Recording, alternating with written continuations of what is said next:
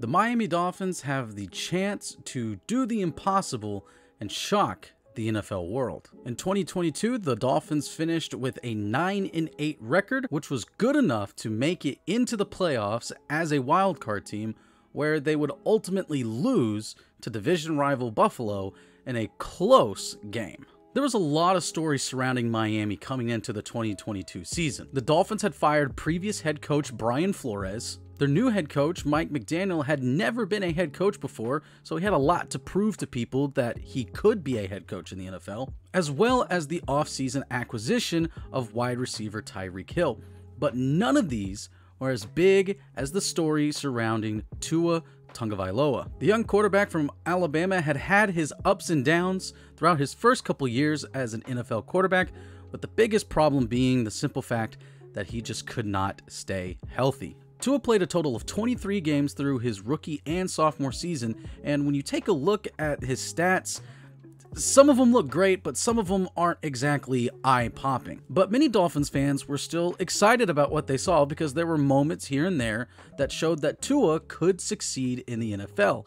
He was just a little bit behind because he was recovering from his devastating hip injury that he suffered in his final season at Alabama. But many in the media were ready to move on from Tua. They were calling him a bust, and they were all saying that Miami should trade for now Cleveland Browns starting quarterback Deshaun Watson when the Houston Texans put him up on the market. In 2021, they drafted Jalen Waddle, who was a former teammate of Tua Tagovailoa's and has been really solid and amazing in his first 2 seasons in the NFL. And of course, as we already mentioned, they went out and traded for Tyreek Hill and brought in an offensive-minded coach who many in the league hold in high regards compared to his previous coach, who was more of a defensive-minded coach, and Tua and Flores kind of butted heads a lot. So with a new head coach and a new offense, the Miami Dolphins came out firing, winning their first 3 games before Tua was injured in their Week 4 matchup against Cincinnati, which unfortunately for Tua would be just the first concussion that he would have to deal with that season. But Tua came back healthy for their Week 7 matchup against Pittsburgh, which kicked off a 5-game winning streak on Christmas Day. Tua once again suffered a concussion, and after an amazing first half where it looked like the Dolphins were going to run away with it, a bad second half from, again, what we now know was a concussed Tua allowed Aaron Rodgers and the Green Bay Packers to come back. Tua would not see the field again, and as with his earlier injuries, veteran QB Teddy Bridgewater and rookie quarterback Skylar Thompson would have to share primary quarterback duties. Despite all the ups and downs, it was good enough for Miami to make it into the wild card, but as we've already said, unfortunately lose to Buffalo 34-31, and their season effectively ended. And while Tua just played in 13 games this past season, he turned a lot of heads. Dolphins fans and media members alike started to turn around on Tua and really started to believe that he could succeed at the NFL level. The 2 games that really stuck out in everyone's mind was their Week 2 comeback against the Baltimore Ravens, where Miami was down by a substantial amount of points, but ended up coming back in the final seconds, winning 42-38 in what honestly is an all-time call from Kevin Harlan. He's got him! Tyreek Hill! And the Dolphins have come back! 60 yards! Caught for the touchdown! Caught for the touchdown! Waddle! Miami has taken the lead! And also their Week 15 matchup against Buffalo, where in freezing cold and snowy conditions, the Dolphins hung in there and Tua played a fairly good game.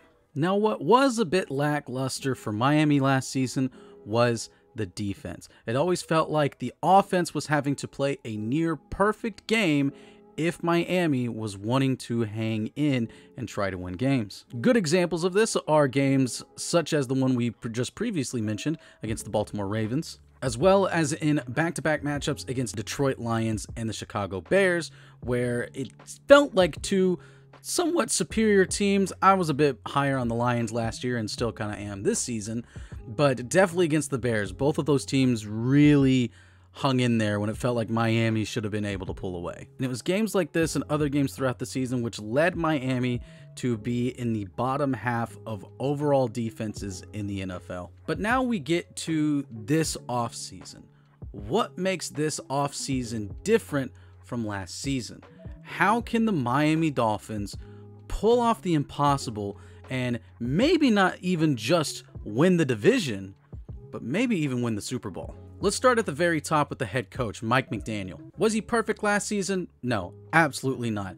Clock management issues in a couple different games, needs to tighten that up. Play calling felt hit or miss sometimes, but it felt like more of a hit than a miss. So for a rookie head coach, that's a very positive sign if you're a Dolphins fan. Last year was just the first year of the implementation of his offensive scheme for the Miami Dolphins. Now, a lot of those players are coming back for year two. Tua understands it a lot more. His receivers understand it a lot more. They went out and they re-signed Raheem Mostert and Jeff Wilson. So those are two key running backs who are now also going to have a better understanding of the playbook. It was already deadly last season when you had probably the fastest wide receiver duo in Hill and Waddle. And that running back room got even more speed when on draft night, Miami went out and drafted Devon Achane out of Texas A&M. Now, the biggest question on the offense still has to be Tua Tagovailoa, but I don't believe it is a question of skill anymore. We saw how skillful Tua was last season. The biggest question is his health. Can he stay healthy? When he falls, can he protect himself to where his head is not bashing on the turf and he is getting concussed? The offensive line looks okay.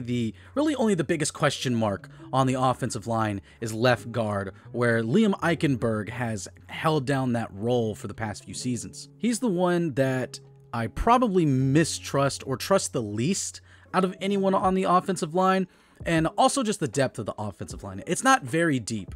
If two guys go down, then that offensive line is going to be looking pretty rough. So I fully believe that Miami will have a top 10 pushing top 5 offense this season as long as Tua stays healthy. But if you have a terrible defense, you're not shocking the world.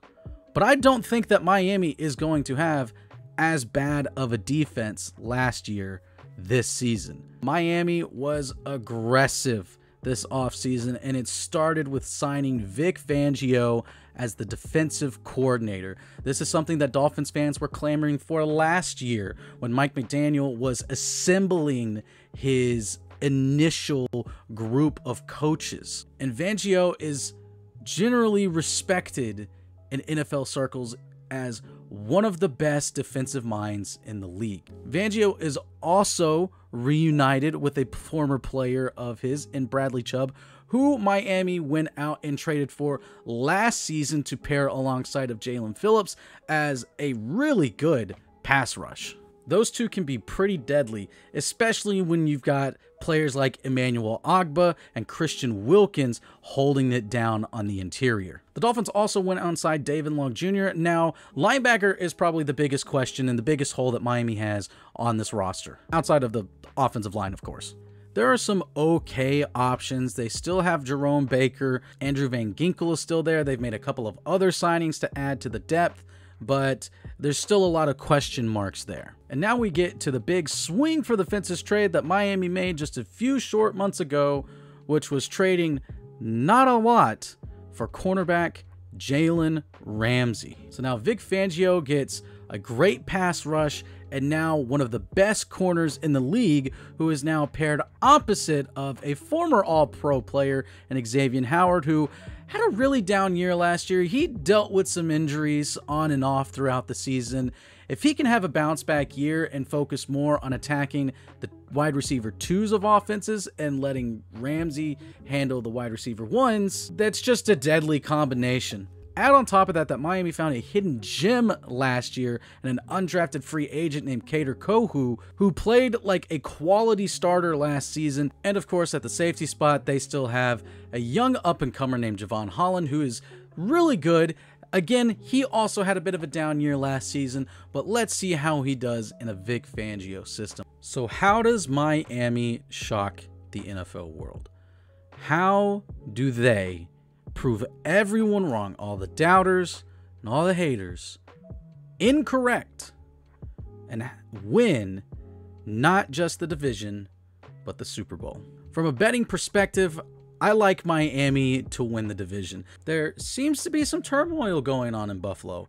All is not well in Camelot as it once seemed. Stephon Diggs seems to have given the team the cold shoulder at early minicamps, and I think their offense took a little bit of a step back when Brian Daboll bounced out and took the New York Giants head coaching job. A lot of people are going to be high on the Jets. I'm not so high on the Jets. They're still the Jets. They have a good defense, and of course they got Aaron Rodgers, but I just don't think he's the same Aaron Rodgers that he was the last time he won MVP. And the Patriots are an absolute mess. They're probably finishing last in the division. But if Tua Tagovailoa can stay healthy, I think the Dolphins are an 11 to 13 win team, can win the division, and be a top seed heading into the playoffs. Maybe not the top seed. They are in the AFC after all. You have Cincinnati, you have Kansas City. Teams like Jacksonville and the Chargers have young quarterbacks, great quarterbacks at their disposal, and have done a solid job at roster construction. But as long as Tua can stay healthy, this team will go extremely far. They will be dangerous to every opponent. They should not be underestimated. People can win a lot of money this year betting on Miami. And I know it's a big question mark on having a football team stay relatively healthy. The relatively healthy person that you need is, again, Tua, but also no significant injuries to any of his weapons or the better offensive linemen like Teron Armstead, who has dealt with injuries, but he is getting a little bit older, and Miami has done an okay job in the games that he's had to sit out. But anyway, guys, what do you think? Is it possible? Can Miami do it? Can they win the division? Can they win the Super Bowl? If you do think that they can do any of these things, why? Put it down in the comments section. If there's something that I didn't mention here that you think is vital to the success of Miami or is a hindrance to their potential championship runs, let me know in the comment section below. Anyway, guys, that's going to do it for me here. Thank you so much for watching this video. And if you enjoyed this video, make sure to leave a like and subscribe to the channel and hit the notification bell so you can be notified whenever a new episode drops. This is Jackson Law from Vendetta Sports Media, signing off, and I will see you guys next time.